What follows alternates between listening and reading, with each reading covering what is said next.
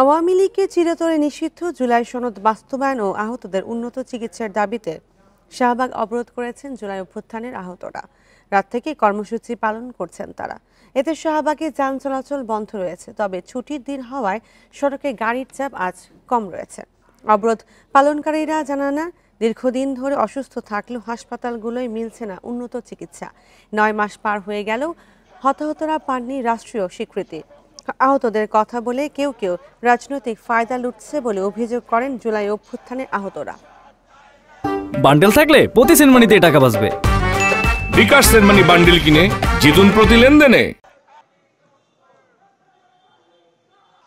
বাংলাদেশ যতক্ষণ আছে, বাংলাদেশ যতদিন বাঁচবে, আওয়ামী লীগ বাংলাদেশে কোনোদিন আসতে পারবে না। আমরা জুলাই আগস্টের আন্দোলনকারী আহত ও শহীদ পরিবারের সদস্যরা রাষ্ট্রীয়ভাবে স্বীকৃতি চাই। 2 দিন পর পর কেন ওঠে নামি?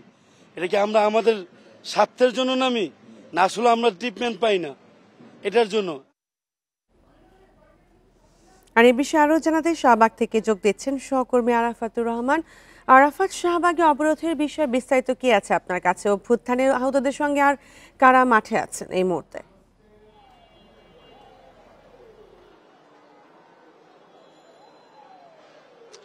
আপনি জানেন যে 7টা, 7:30 বা 8টা থেকে এখানে আহতরা অবস্থান করে আছেন। এখনো তারা এই প্রচন্ড রোদে এখানে এখনো অবস্থান করছেন।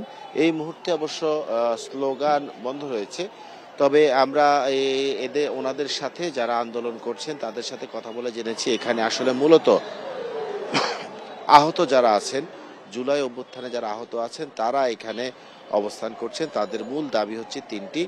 একটি হচ্ছে আওয়ামী লীগকে চিরতরে নিষিদ্ধ করা, অর্থাৎ কোনো আইনের প্রেক্ষিতে বা ঝুলিয়ে রাখা, তাদের ভাষায় যে ঝুলিয়ে রাখা বা শাক দিয়ে মাছ ঢাকা এসব করা যাবে না, সরাসরি আওয়ামী লীগকে নিষিদ্ধ করতে হবে। তাদের যুক্তি যে জঙ্গি সংগঠনগুলো যেভাবে মানুষ মারে, তারা যদি এক আদেশে নিষিদ্ধ হতে পারে তাহলে 2000 মানুষ হত্যার জন্য আওয়ামী লীগকেও একই আদেশে নিষিদ্ধ করতে হবে। এটা হচ্ছে তাদের যুক্তি। 2 নম্বর বিষয়ে ওনারা বলছেন যে জুলাই অভ্যুত্থানে যারা আহত এবং নিহত আছেন তাদেরকে রাষ্ট্রীয় স্বীকৃতি দিতে হবে, অর্থাৎ রাষ্ট্রীয়ভাবে তাদের স্বীকৃতি দিতে হবে, তাদের কে শহীদ অথবা যোদ্ধা ঘোষণা করতে হবে।